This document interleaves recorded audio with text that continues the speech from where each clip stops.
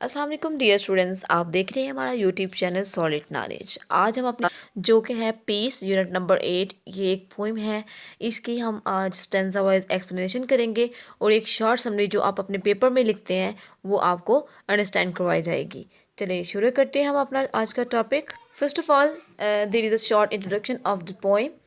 Piece is a metaphorical poem. Metaphorical means क्या है कि सिंपल वर्ड्स में एक थॉट प्रोवोकिंग बात की जा रही है, एक मॉरल लेसन दिया जा रहा है। इसमें जो हमारा नेचुरल ऑब्जेक्ट है वो है विंड। विंड के नेगेटिव और पॉजिटिव एस्पेक्ट बयान किए गए हैं। नेगेटिव ऐसे कि जब विंड जो होता है in the form of storm rushes and smashes everything, हर चीज़ को तबाह बर्बाद करती जाती है। लेकिन जब विंड है वो कूल है, जेंटल है, तो उस वक्त लिविंग थिंग्स को एक लाइफ प्रोवाइड करती है। बहुत से जो है ना छोटे छोटे बर्ड्स जो हैं उनको एक लाइफ प्रोवाइड करती है। ठीक है, तो क्या कहा गया है कि हर चीज़ के नेगेटिव और पॉजिटिव एस्पेक्ट्स होते हैं। कि जब इंसान परेशान है, ज़िंदगी में जो ना वो मुश्किलात आ रही हैं, तो इसके बाद एक पीस है, उसके बाद खुशी का एलिमेंट भी है। हर जो वक्त है कहते एक जैसा नहीं रहता, तो हम जो मुश्किल का वक्त है उसको एक्सपीरियंस करना चाहिए, उससे कुछ सीखना चाहिए। तो क्या क्या experience term to enjoy peace. अगर आपने पीस को एंजॉय करना चाह रहे हैं तो जो स्टॉर्म है उसको उसका सामना करें, उसको experience eternal peace of mind is very necessary for the betterment of the world.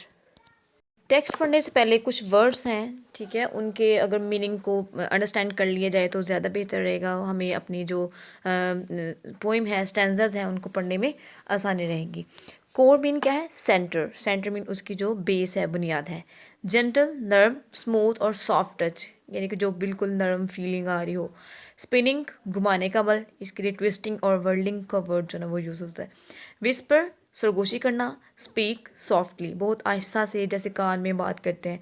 Roaring, Dhar, thundering, जैसे बादल गरजते हैं या जो शेर हैं वो दहाड़ते हैं, बहुत तेज़ जो आवाज़ होती है। स्मैशिंग, तोड़ फोड़ करना, ब्रेक इनटू पीसेस। मॉन्स्टर, द्योहेकल और बला, पावरफुल, यानी कि मॉन्स्टर जो ना हम कोई बहुत ख़तरनाक और बड़ी सी चीज़ के लिए यूज़ करते हैं। First stanza. The wind is now a roaring, smashing monster of destruction, wrecking all men's work from the valleys, from the ways, and sends them spinning, broken, flying. First stanza में जो poetess है हमारी, उन्होंने wind को एक destructive aspect के तौर पर बयान किया है कि विंड जब गुस्से में होती है या in the form of storm smashes everything, हर चीज़ को तबाह बर्बाद करती जा रही है, इंसानों के बनाए हुए कामों को बिगाड़ रही है, और जो चीज़ें टूट फूट का शिकार हो गई हैं और उनको ऐसे जैसे घुमा घुमा के जो फेंक रही, ये है wind in the form of storm. ठीक है, और असल में ये एक सिंबॉलिक जो ना एक मैसेज दिया गया है। क्या कहना चाह रही है कि जो पीस है उसको एक्सपीरियंस करने के लिए हमें पहले, सॉरी, पीस को एंजॉय करने के लिए हमें स्टॉर्म को एक्सपीरियंस करना पड़ेगा। अब देखिए, अगर हम देखते हैं, पीस जो होता है, पीस स्टॉर्म से पहले भी पीस है, स्टॉर्म के बाद भी है, लेकिन इन दोनों में अगर हम कंपैरिजन करते हैं तो जो आफ्टर पीस हमें मिलता है, आफ्टर स्टॉर्म जो पीस मिलता है, उसकी इम्पोर्टेंस जो वो ज़्यादा है, क्योंकि हमने उससे पहले स्टॉर्म को एक्सपीरियंस कर रहे थे।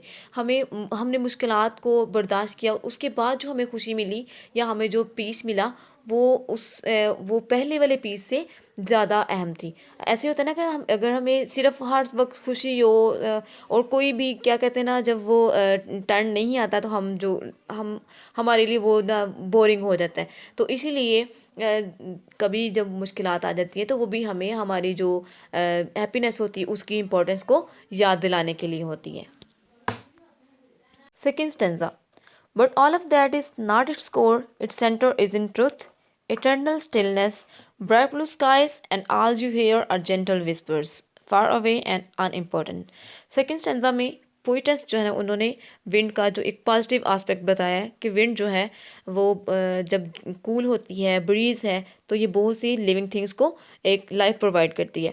क्या कह रहे हैं कि जो फर्स्ट स्टैंजा में बात हुई है, उसका जो स्मैशिंग और रोरिंग एस्पेक्ट बताया, डिस्ट्रक्टिव एस्पेक्ट बताया है, वो उसका सेंटर नहीं है, वो उसका ट्रूथ नहीं है। असल इसका ट्रूथ क्या है? इटर्नल स्टिलनेस, जो हमें आफ्टर स्टॉर्म इटर्नल स्टिलनेस मिलती है, it is the reality of the wind. कि ये जो है इसके बाद जो हवा के बाद आसमान साफ़ हो जाता है और हर तरफ जो है ना वो खामोशी और एक पीसफुल एनवायरनमेंट हमें देखने को मिलता है, तो ये रियलिटी है विंड की।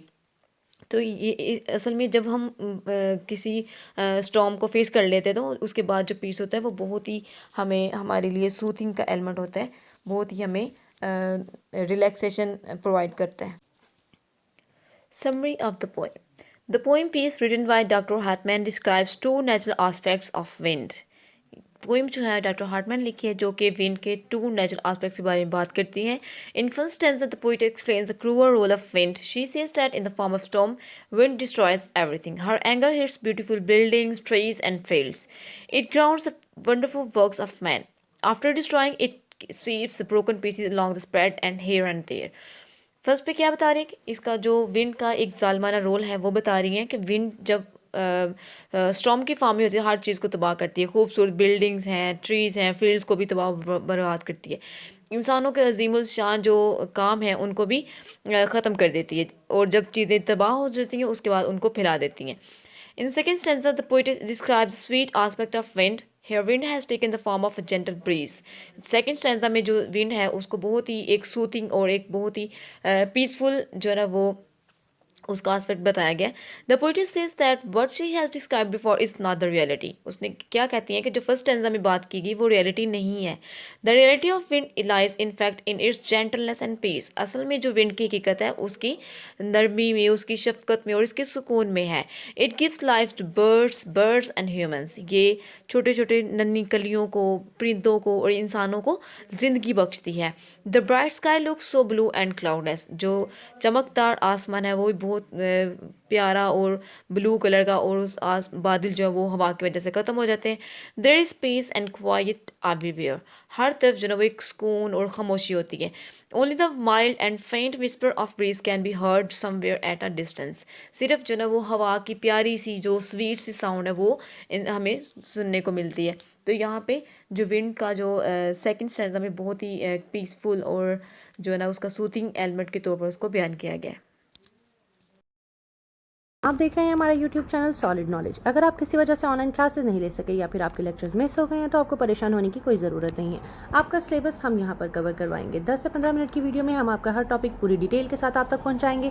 आप इन वीडियो से इस्तेफादा हासिल करें और हमें अपनी दुआओं में याद रखें। अगर कुछ समझ ना आए तो कमेंट में आप हमसे सवाल कर सकते हैं, या फिर अगर आपको कोई टॉपिक या फिर अगर आपके पास कोई टॉपिक है तो आप हमें कमेंट में बता सकते हैं। हम यहाँ पर आपकी मदद के लिए हर वक्त मौजूद